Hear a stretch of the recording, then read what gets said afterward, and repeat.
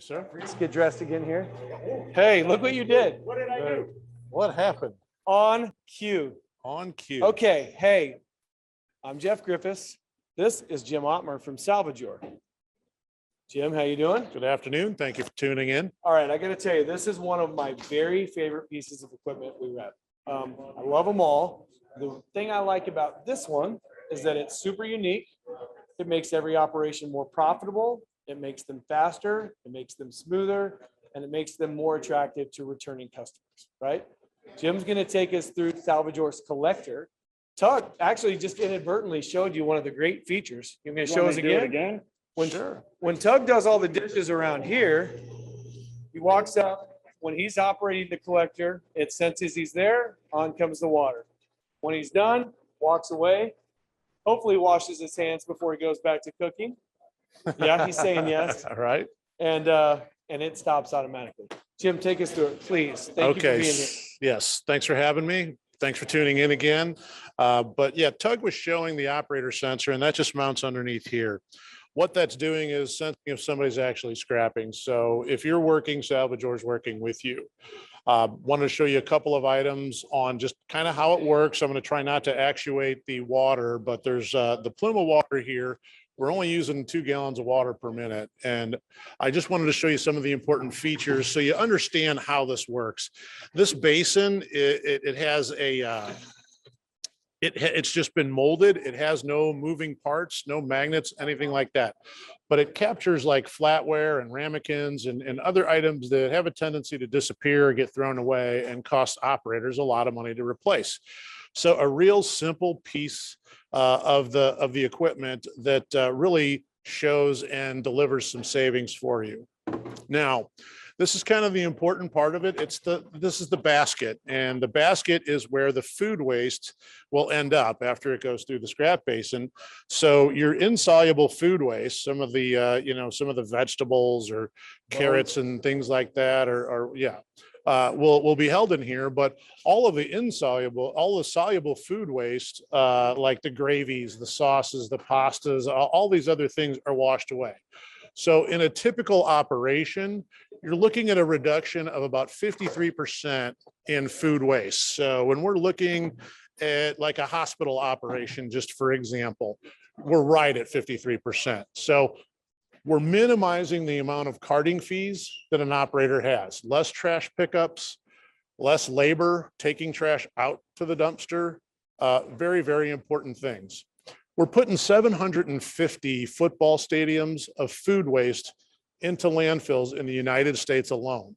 Oh, wow. I think it takes 77 years or something like that for a head of cabbage to dissipate and go away. Our friends at Waste Management have talked about how capturing that methane is much tougher at a landfill than it could be in other infrastructure that we have. So I just wanted to kind of let you know it's a green option for composting and things like that. It's a great solution. When we're washing away all that soluble food waste, we're getting rid of odor. We're making it better so you can deliver this to pig farmers, or they can come pick it up, or it can be composted. You're also minimizing the amount of varmints and pests that'll be outside by your dumpster. So really wanted to kind of let you know some of the issues with food waste and how this is an answer. It's also an answer for those areas where you can't have a garbage disposer. Okay. And where in municipalities where you can't use garbage disposers, this is the solution. It's a solids interceptor. Okay. So when you have a solids interceptor in your kitchen, you can kind of count that towards this, but it's doing a great job of getting the food waste out of your operation. Now, the real savings, we're using very little in water and electric to operate. But what we're doing is we're basically turbocharging your dish room.